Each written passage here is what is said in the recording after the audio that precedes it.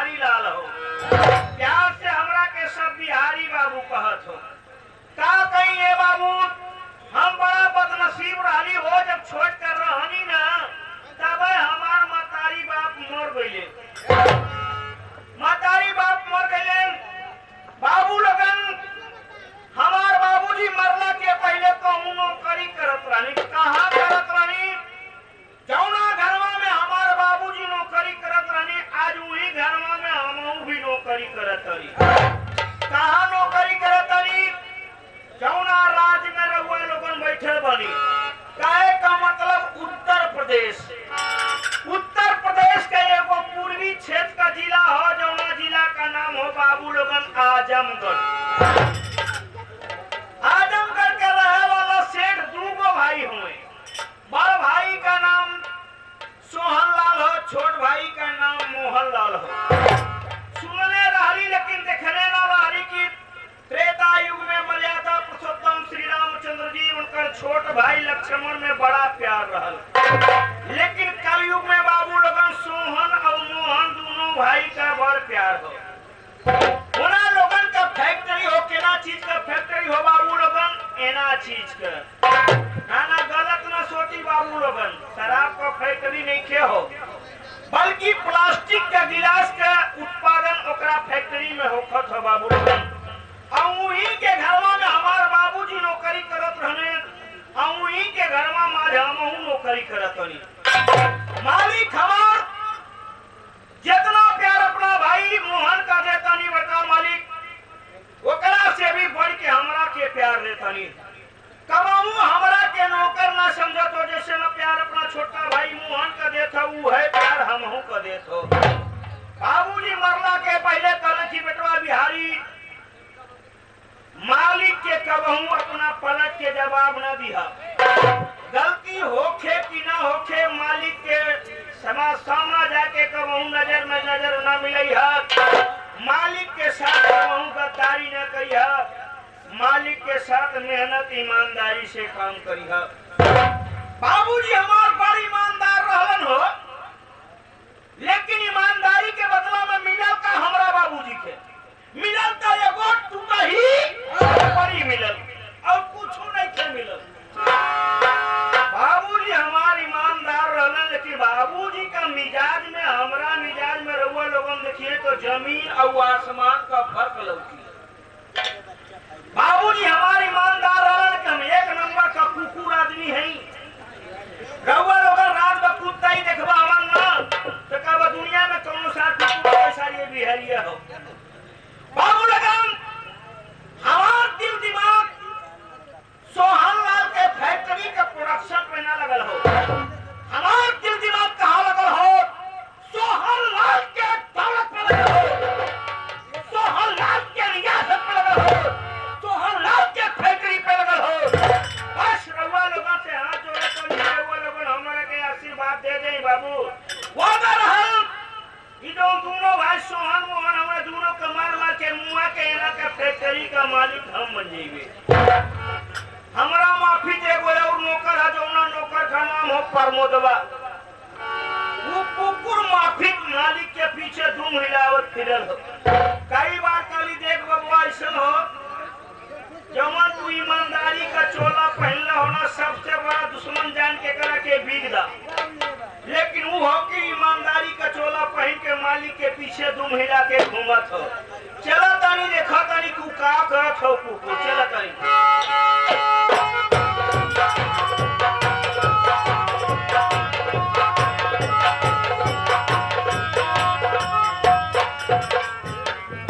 हम कहे बिहारी बाबू राम राम। का हो तोरा से हम हाथ मिलावे, हमरा से हाथ कैसे ना मिलावे? तोरा के मालूम होकर चाहे बाबू जेकरा से हमार दिल ना मिला खना ओकरा से हम हाथ न रहूं ना मिलाया। बिहारी बाबू तोरा के बतिया हमरा के दिमाग में ना घुसा। ना समझ में आई बाबू, ना समझ में आई। काहे नहीं? हां हमारा मेमोरी में तोरा मेमोरी में बहुत फर्क हो। तनी बतैहा का फर्क बा? तू ईमानदार कुकुर हो, हम दिमागी कुकुर है। हम कुकुर है, हां हम देसी कुकुर है। खींच के तमाचा तोरा गाल पे मार दे ना तो कांग्रेस पार्टी का चुनाव छिड़ जब जाए बुझले तो बताए का है तोरा के कई बार कहली बबुआ कि जवन ईमानदारी का चोला पहनलो होना सबसे बड़ा दुश्मन जान के करा के भीग दे ना तो जिंदगी भर मालिक के पीछे दुमे हिलावत फिरबे कुकुर माफी बुझले बात बताया नहीं है आपन नसीहत अपने पास रखी है हम मालिक का नमक खाई अब मालिक का नमक हम जरूर अदा करबे कहावत हुआ कहा गया बा कुकुर सरवा के कौनो भी साबुन से नहलावा लेकिन वो बछड़ा ना बन सकत हो ई कबो न सुधरी पूरा इंडिया सुधर जाए लेकिन ई न सुधरी ना तो ठीक हो हाँ अगर ये तो तरीका रहल है ईमानदारी रहल ना तो एक दिन कटोरा लेके भीख मंगबे बुझले हम अपना दिमाग से चक्कर चलाई ना तो कोनो दिन बड़ आदमी बन के दिखाई बाबू यानी बाबू अगर सपना देखल त हम जगा देई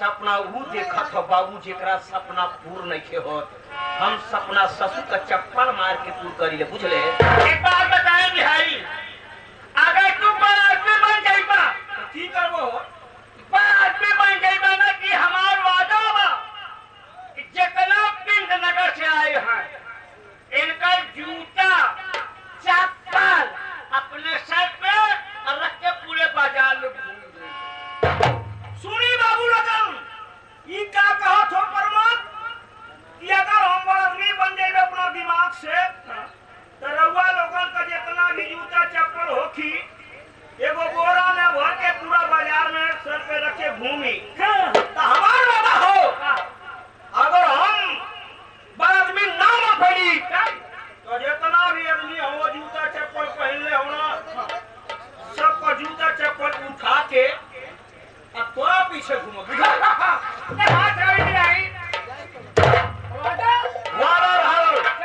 तो तू अपन मेहनत ईमानदारी दिखैहा हम चलत तारी अपन दिमागी चक्कर लगावत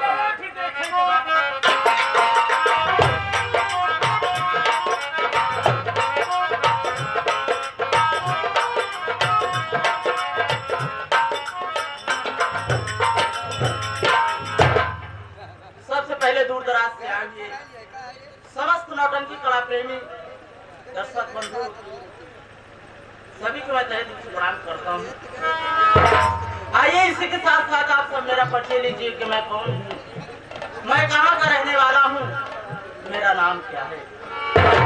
साथियों मेरा नाम मदन है, मैं जिला आजमगढ़ गांव सीपुर का रहने वाला हूँ। हमारे घर में कुल 3 सदस्य हैं जिसमें मैं सबसे बड़ा हूँ और मुझसे छोटी 2 बहनें हैं। मेरी बड़ी बहन का नाम करिश्मा है और छोटी बहन का नाम काजल है। लेकिन क्या बताऊं साथियों, हम भाई बहन इतने अभागे हैं, इतने बदनसीब हैं कि बचपन में ही हम भाई बहन के सर से माँ बाप को शायद छीन लिए। हम भाई बहन बचपन में ही अनाथ हो गए, माँ बाप का प्यार न पाए। लेकिन क्या बताओ साथियों, जब उस दिन की बात वो हादसा मुझे याद आता है तो मेरा कलेजा कांपने लगता है। उस वक्त की बात है कि जब मेरे बाबूजी इस दुनिया में जिंदा थे। मेरे बाबूजी सरकारी डॉक्टर थे, घर में खुशियां ही खुशियां थी। लेकिन एक दिन की बात है कि हम भाई बहन घर के बाहर खेल रहे थे, कभी अचानक धरती हिलने लगती है। मेरी बहनें मुझसे कहती हैं कि भैया देखो ये धरती हमें झूला झुला रही है। लेकिन हम सबको क्या मालूम था कि ये भूकंप है। और उसी वक्त इतना बड़ा भूकंप का झटका आया कि उसी भूकंप में मेरा मकान ध्वस्त हो गया और उसी मकान के छत के नीचे दबकर मेरी माँ अपने प्राणों को त्याग दी। हम भाई बहन बात कराते हैं कि देखते हैं माँ की लाश पड़ी है और मेरे बाबूजी खून से लहूलुहान जमीन पर खड़ा रहे हैं। मैं बाबूजी के पास गया, बोला पापा आपको तो बहुत चोट आ गई है। मेरे पापा ने मुझे सुना, बेटा परेशान मत हो, अब मेरी जिंदगी की आखिरी सांस है। मैंने कहा कि पापा आप ऐसा न कहिए, आखिर हम सब किसके सहारे रहेंगे। मेरे पापा मुझसे कहते हैं कि बेटा जिनका सहारा कोई नहीं होता है, उनका सहारा भगवान होता है। आज मैं तुझसे इन चंद घड़ी में कुछ कहना चाहता हूँ, जरा मुझे अपना हाथ दे। पापा के हाथ में रख दिया। मेरे पापा मुझसे कहते हैं कि बेटा मुझे वचन दे कि मेरे मर जाने के बाद तू अपनी बहनों का पालन करेगा, इन्हें पढ़ाए लिखाए में किसी बात की कमी नहीं होने देगा। और मेरी अंतिम इच्छा यही है कि जिस तरीके से मैं एक डॉक्टर हूँ, उसी तरीके से तुम भी पढ़ लिख कर एक डॉक्टर। मैंने कहा कि पापा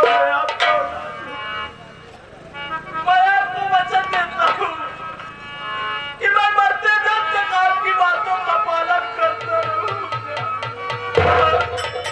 इतना कहते ही मेरे पापा का हाथ मेरे हाथ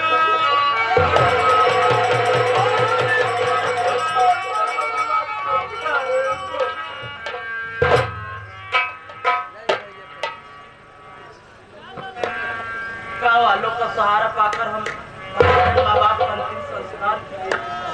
लेकिन जब से माँ और बाबूजी का देहांत हुआ, तब से लेकर आज तक मैं किसी न किसी तरीके से खुद भी पढ़ता रहा, बहनों को भी पढ़ाता रहा। यहाँ तक कि मेरी छोटी बहन जो काजल है, वो इस वक्त ननिहाल में डॉक्टरी पढ़ रही है, और मैं डी फार्मा करके एग्जाम दे दिया हूँ, रिजल्ट आना बाकी है। मुझे इस बात का दुख नहीं कि मेरे माँ बाप इस दुनिया में नहीं है। यही सोचकर जीता हूँ कि दुनिया में अगर आए हैं तो जीना ही पड़ेगा, और जीवन में अगर जहर तो इसे जीना ही पड़ेगा। लेकिन दुख इस बात का है साथियों कि मेरी बहन करिश्मा सयानी हो चुकी है। दिन रात उसकी शादी की चिंता मुझे सताई जाती है। यही सोचता हूँ कि कोई अच्छा सा लड़का मिल जाता तो अपनी बहन के हाथ पीले कर देता, तो मेरे सर का बोझ हल्का हो जाता। भैया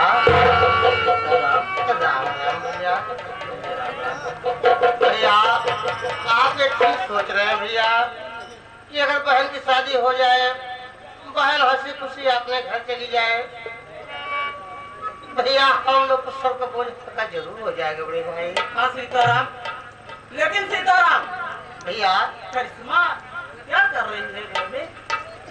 भैया बहन खाना बना के आ रही भैया। आ रही है? हाँ आ रही भैया। बैठते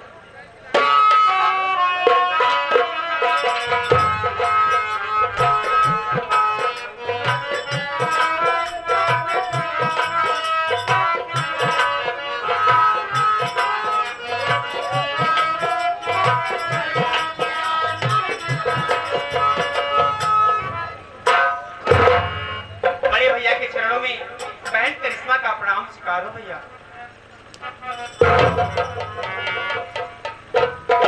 खुश रहो बहन।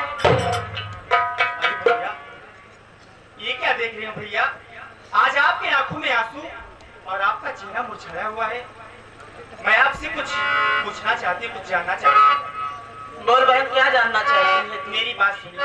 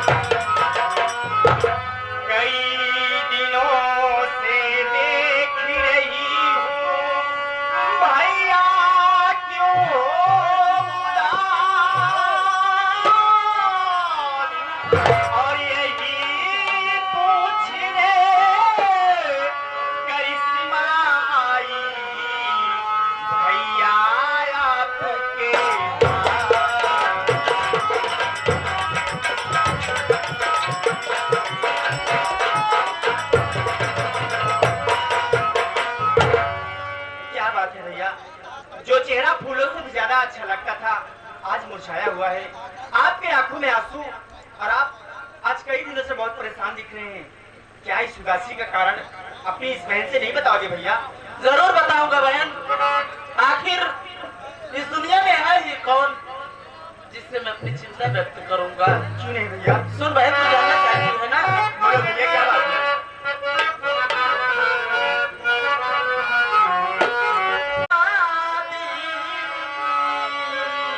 क्या भैया, मेरी शादी? चिंता रहती,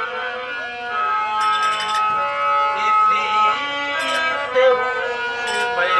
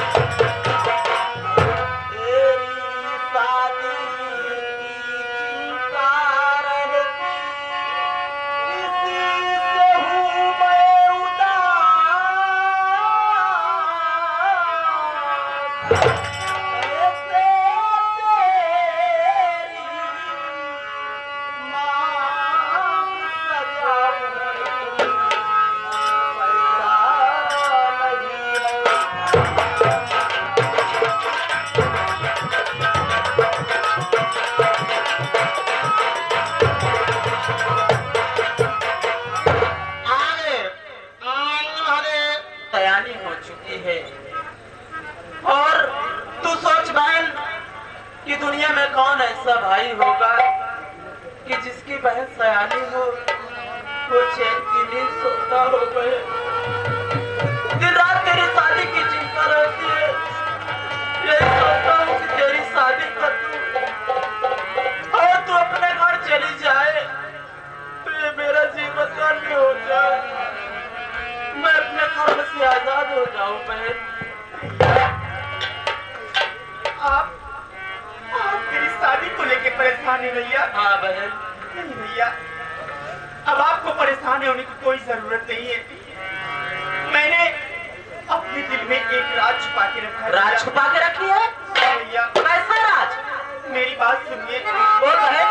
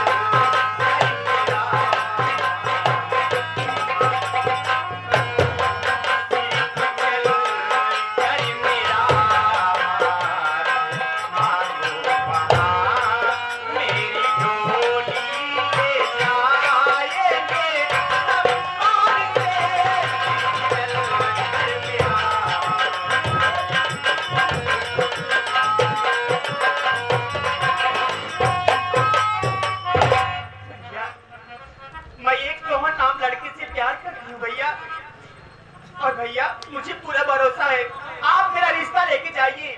मुझे पूरा भरोसा है कि मेरी डोली वो आपके घर से मान सम्मान के साथ लेके जाएंगे भैया। तू कह रही है कि छोटा सा राज छुपा के रखी हूँ? अरे इतनी बड़ी बात तूने आज तक मुझसे छुपा कर रखा। गलती हो गई भैया। आज तो मैं यही सोच रहा हूँ कि जरूर मेरे पालन पोषण में कुछ कमी है। भैया भगवान के लिए समझ दो। लेकिन ठीक है बहन, तूने देर से ही सही लेकिन सच को बताया। लेकिन तू कह रही कि भैया मैं एक नरमान से प्यार करती हूँ। बहन तू अभी नादान है, जमाने की बातों को नहीं जानती। तू नहीं जानती कि जमीन और आसमान का मिलन कभी नहीं होता। कहाँ वो सेठ, कहाँ ये मामूली मदन। शादियों का रिश्ता बराबरी को होता है बहन, मेरी बात सुन।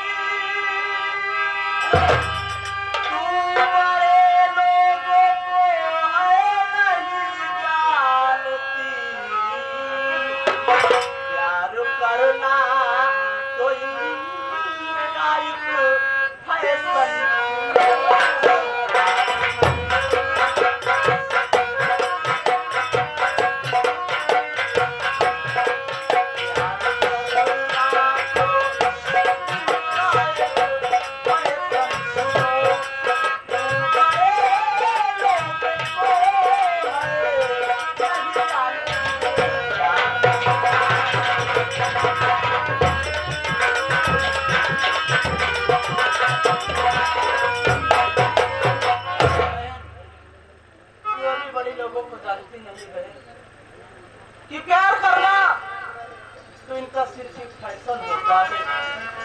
औरत को सिर्फ पाँव की जूती समझते हैं बहन। नहीं भैया, किसी रेस्टोरेंट में जाकर देखो तो आज ये जूती तो कल वो जूती बहन। इसलिए मैं तुझे समझा रहा हूँ, तू अभी नादान है, तू नहीं जानती बहन, तेरा भविष्य खराब हो जाएगा बहन। मैं ऐसा कभी नहीं चाहूंगा मेरी बहन नाखुश रहे, इसलिए बहन ये रिश्ता मुझे मंजूर नहीं है। ठीक है बहन, जब तू शादी ही करना चाहती है तो मैं जल्दी ही अच्छा सा लड़का ढूंढकर तेरी शादी कर दूंगा, लेकिन ये रिश्ता मुझे बिल्कुल मंजूर नहीं है। वाह, अरे भैया मैंने तो सोची थी कि आपको सारी बात सच सच बताने के बाद आप मेरा रिश्ता लेके जाएंगे, लेकिन आप तो कह रहे हैं कि ये रिश्ता मुझे मंजूर नहीं है।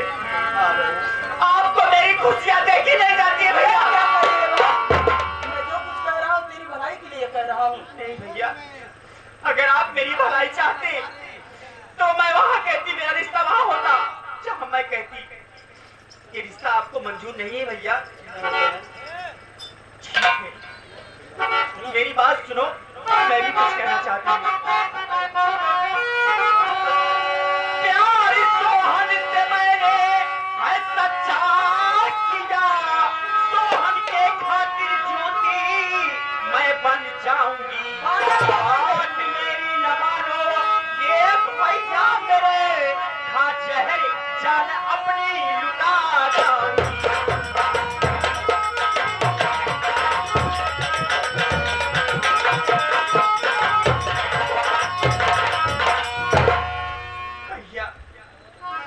अगर ये रिश्ता आपको मंजूर नहीं है तो मैं सोहन के सिवा किसी और की दुल्हन नहीं बनना चाहूंगी। मैं जहर खा